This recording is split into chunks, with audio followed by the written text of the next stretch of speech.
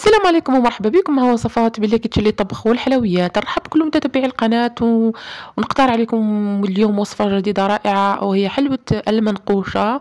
مثل ما تلاحظوا خفتها وهشاشتها رائعة، طرية كثير، قوامها قريب من قوام حلوة المعمول، يعني فيها عجينة وحشوة. لاحظوا يعني تذوب في اليد قبل الفم، مع يعني مظهرة برستيج ملائمة للحفلات قلت الأعياد مع طريقة تحضير بسيطة جدا. وهذه مقادير المنقوشة. في البداية في وعاء نضع مقدار 250 غرام من المارغرين، تكون طرية بدرجة حرارة الغرفة. نضيف لها 80 غرام من السكر الناعم أو سكر غلاس،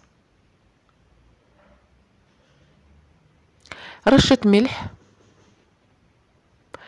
بيضة كاملة زائد صفار بيضة،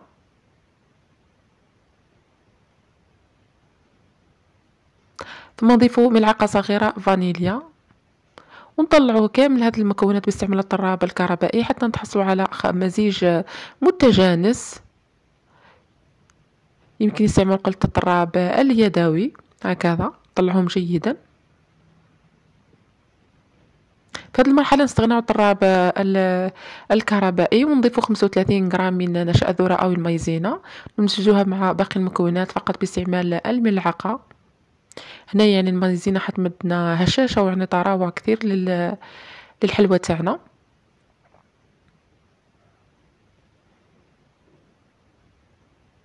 نمزجوه جيدا فقط باستعمال الملعقة قلت.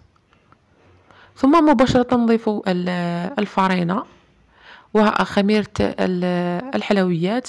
خميرة الحلويات نحتاج ملعقة صغيرة مقدار حوالي 4 غرام من الخميرة الكيميائية أو خميرة الحلويات. والفرينة نضيفها هنا بالتدريج، نجاتني حوالي 400 غرام. هكذا نضيف الفرينة بالتدريج حتى نتحصلوا على عجينة تكون طرية وما تلتصقش. ملازمش تكون طرية كثير، تكون حاكمة روحها حتى تساعدنا من بعدين في النقشو. يعني هنا راح نقشوا العجينه تاعنا، نغطيوها ونخليها ترتاح حوالي ربع ساعه فقط، ثم نعملوا كواريرات بوزن 25 غرام. ثم تلاحظوا نغطوها في كل مره حتى ما تنشفش معنا العجينه. قلت ما لازمش تكون طريه، ما لازمش تكون ناشفه، يعني تكون طريه حاكمه روحها بس حتى تساعدنا مع لما نقشوها. نكملوا كامل الكميه، انا جاتني 29 حبه. نغطوها نغطيوها ونخليوها ترتاح. من جهه اخرى نحضروا الحشوه. نحتاج 100 غرام من الكاوكاو محمص بقشور او بدون قشور، وانا استعملته بدون قشور، محمص ومرحي رقيق. وضفت له 50 غرام من الدجاج محمص ومرحي رقيق، وملعقه الى ملعقتين اكل من حلوه الترك او الشاميه. يمكن الاستغناء عن حلوه الترك، انا ضفتها لمزيد من النكهة. وضفنا مربى المشمش. هنا مربى المشمش يعني ما ليس مقدار معين، يعني نضيفه حتى نتحصلوا على العجينة. لازم تكون طرية هذه العجينة، تلتصق قليلا حتى الحشوة ما تكونش ناشفة من الداخل. ثم تلاحظوا نغطيوها ونعملوا كريات بوزن 9 غرام. نحضروا 29 حبة حلوة، يعني عندنا 29 عجينة كرية عجينة و29 كرية من الحشوة. نغطيوهم جيدا حتى ما ينشفوش. ونحضروا النقاش تاعنا. هذا هو النقاش اللي استعملته، انا عندي عده انواع. استعملت النقاش الاصفر. ناخذ الكريه الاولى نبسطوها بكف اليد، ثم نلوحوا فيها، يعني نضيفوا داخلها الحشوه تاعنا، ونعاودوا نكوروا الحلوه تاعنا. راح تكون حلوه تاعنا بوزن 34 غرام، يعني 25 زائد 9 الى حتى 8 غرام، يعني تجينا 34 الى 33 غرام حبه الحلوه تاعنا. ننقشوها بالاستعانه بكوبات حتى تساعدنا. نعملوا وحده اخرى، نفتحوا العجينه تاعنا ثم نضعوا الحشوه، ثم نعاودوا نكوروها جيدا، ثم نعملوا ثقبه في الوسط هكذا باستعمال الاصبع حتى تساعدنا كوم روبير.